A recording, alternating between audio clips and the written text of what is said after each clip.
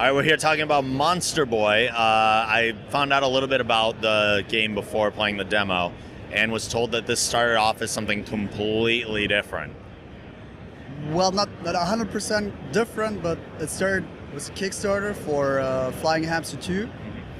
And it was a game inspired by the Wonder Boy and Monster World series. It's Game Atelier who started that.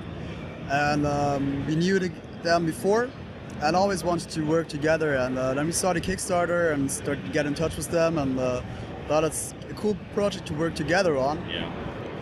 And so they canceled the Kickstarter and we started working together. And around the same time, Ryuichi Nishizawa, the original series creator, came aboard. And slowly but steadily, it got more into this direction. And now we have like an official sequel to the series. Which is unbelievable to start out with like a spiritual successor and then become the actual official sequel. That's huge. Absolutely, and it's an honor to be able to make a game together with a game creator from times when you were a kid, playing the games, and you have all these fun memories and stuff, and then you have the chance to work together with him, and also the music. Yeah. It's done by Yuzo Koshiro, Motoi Sakuraba, Michiru Yamane, and a couple of other ones. And well, we grew up with these soundtracks, and so we have something that we would never have imagined, like, let alone 5 years ago. Yeah. So this is a very classic side-scrolling type game, but it has the puzzle elements of the different shifting characters and everything. Were all these characters kind of in the creative bank from the beginning, or did you have to create new characters for new different puzzle types, or how does that process go? You mean in game design? Yeah. Or, well, actually, this was there pretty early. Okay. Like this feature of having different transformations. But the story was totally different by then, and also there was not the possibility to hot swap between the characters, or between the transformations. Thus, well, we played, and at some point we thought, okay, why have this restriction? And in the original games, it was a tactical restriction.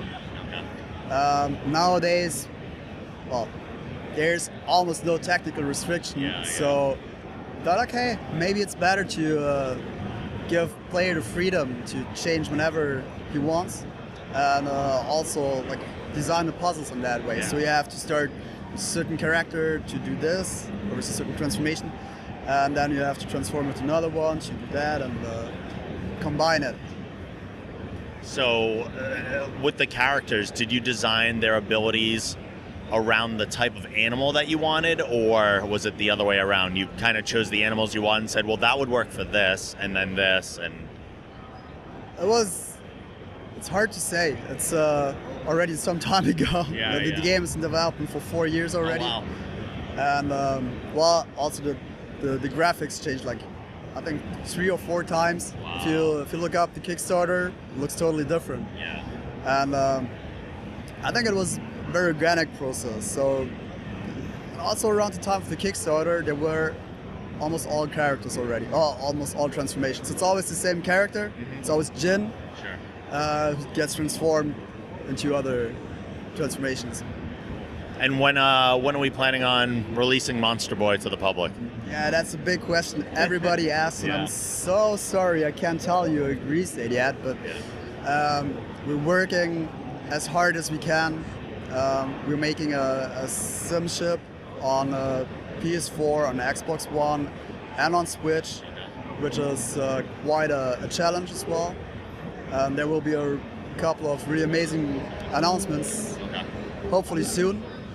And I hope by then we can make an announcement for the release date. But to be honest, we still don't know. We announced release dates or like time windows of release in the past, and always had to postpone and just not to upset or disappoint people. I mean, we're here.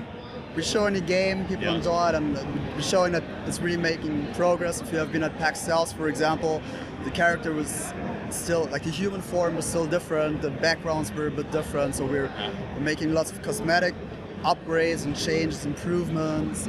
We're making level design improvements.